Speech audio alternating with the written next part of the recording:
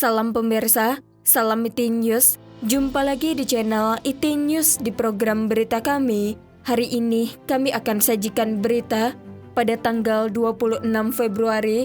5 sejarawan terkenal dari 5 universitas top Tiongkok bersama-sama mengeluarkan sebuah pernyataan menentang invasi Rusia ke Ukraina. Namun demikian, 1,5 jam kemudian, pernyataan itu dihapus dan semua posting dari akun media sosial yang membuat postingan tersebut juga menghilang. Simak selengkapnya.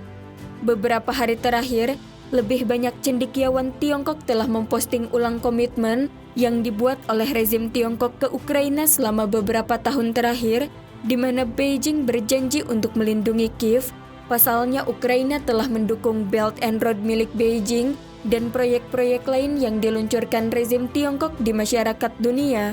Beberapa cendekiawan lain mendesak rezim Tiongkok untuk mengklarifikasi posisinya di perang Rusia-Ukraina setelah para mahasiswa Tiongkok di Ukraina mempertanyakan apakah Beijing mendukung invasi oleh Moskow itu. Namun, sebagian besar dari postingan ini dan posting terkait lainnya juga telah diambil secara offline, mungkin karena penyensoran yang aktif oleh rezim Tiongkok kepemimpinan. Rezim Tiongkok juga belum menjawab pertanyaan-pertanyaan ini secara publik. Berita selanjutnya, diam mengenai invasi Rusia.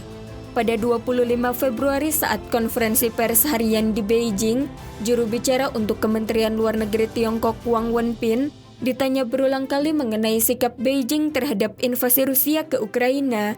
Wang Wenbin menjawab semua pertanyaan dengan satu jawaban yang sama, yaitu bahwa kedaulatan dan integritas wilayah semua negara harus dihormati dan ditegakkan.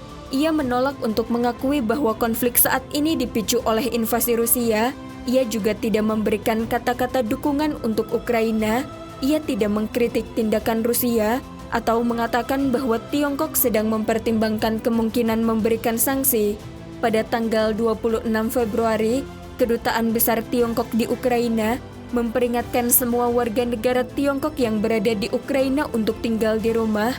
Kedutaan Besar Tiongkok di Ukraina menggambarkan pertempuran antara Rusia dan Ukraina di jalanan sebagai perilaku yang ekstrim dan mengatakan bahwa orang-orang mengumpat-umpat dan menembak satu sama lain karena emosi yang ekstrim. Berbeda dengan komentar dari pemerintah pusat di Beijing, pihak Kedutaan Besar Tiongkok di Ukraina mengatakan mereka sedang dalam proses mengatur penerbangan darurat untuk mengevakuasi orang-orang Tiongkok di Kiev karena keadaan yang semakin memburuk dengan cepat.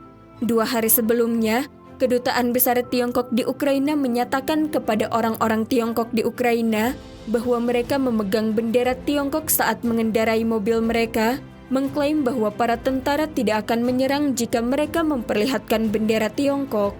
Orang-orang Tiongkok yang masih berada di Ukraina kemudian membalas saran-saran di Twitter bahwa mereka sebenarnya tidak berani memberitahu orang-orang lain bahwa mereka itu adalah orang-orang Tiongkok, lebih suka mengklaim bahwa mereka itu adalah orang-orang Jepang atau Korea ketika ditanya. Sebuah akun Twitter untuk Pei Yunwu membagikan sebuah video di mana seorang mahasiswa Tiongkok menjelaskan bahwa sejumlah besar orang-orang daratan Tiongkok memposting di media sosial bahwa mereka menginginkan para pria Ukraina dibunuh agar mereka dapat menikahi wanita-wanita Ukraina. Postingan ini dilaporkan oleh media Ukraina membuat marah orang-orang Ukraina yang mengarah kepada ketegangan bagi beberapa orang Tiongkok di Ukraina. Berita selanjutnya, kesedihan untuk Ukraina. Pukul 18.01 tanggal 26 Februari, Sun Qiang, seorang profesor sejarah di Universitas Nanjing, Wang Lixin, seorang profesor sejarah di Universitas Beijing, Su Guoqi, seorang profesor sejarah di Universitas Hong Kong, Chong Wei-min, seorang profesor sejarah di Universitas Tsinghua, dan Chen Yan, seorang profesor sejarah di Universitas Fudan, bersama-sama menerbitkan sebuah pernyataan di akun WeChat milik Sun Qiang. Seorang anggota tetap Perserikatan Bangsa-Bangsa yang merupakan sebuah negara besar dan memiliki senjata-senjata nuklir ditembakkan ke negara miliknya yang lemah dan masih bersaudara. Kata para sejarawan dalam pernyataan itu, merujuk pada invasi Rusia ke Ukraina, kami merasa sangat sedih ketika kami melihat luka-luka Ukraina. Para sejarawan itu mengatakan bahwa para ahli di seluruh dunia, orang-orang Ukraina, dan orang-orang Rusia menentang perang ini dan juga menentang invasi ini. Para sejarawan itu mengatakan bahwa orang-orang Tiongkok dulu menderita akibat perang-perang, jadi orang-orang Tiongkok merasa senasib seperti orang-orang Ukraina. Para sejarawan itu mengkritik Rusia karena melanggar aturan internasional dan menyerang sebuah negara berdaulat. Mereka menyatakan dukungan untuk orang-orang Ukraina karena orang-orang Ukraina membela negara Ukraina dan khawatir bahwa invasi Rusia akan menyebabkan bencana kemanusiaan di sebuah wilayah yang luas yang tidak terbatas pada Ukraina atau Eropa. Kami sangat mendesak rezim Rusia dan Presiden Vladimir Putin untuk menghentikan perang tersebut dan menyelesaikan perselisihan-perselisihan melalui negosiasi, kata para sejarawan. Namun semua postingan Sun Qiang menghilang pada pukul 19.30. Sun Qiang dan para profesor lainnya belum mengomentari hilangnya posting tersebut sejak itu.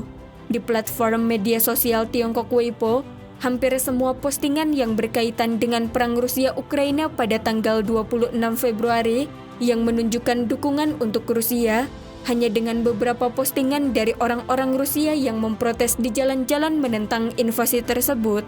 The Epoch Times belum dapat membuktikan apakah rezim Tiongkok sedang menyensor postingan anti-Rusia.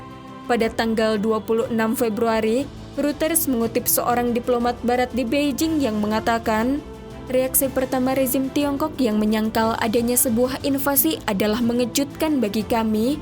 Ini adalah sebuah kontradiksi total dengan posisi-posisi lama mereka terhadap kedaulatan, integritas teritorial, non-intervensi.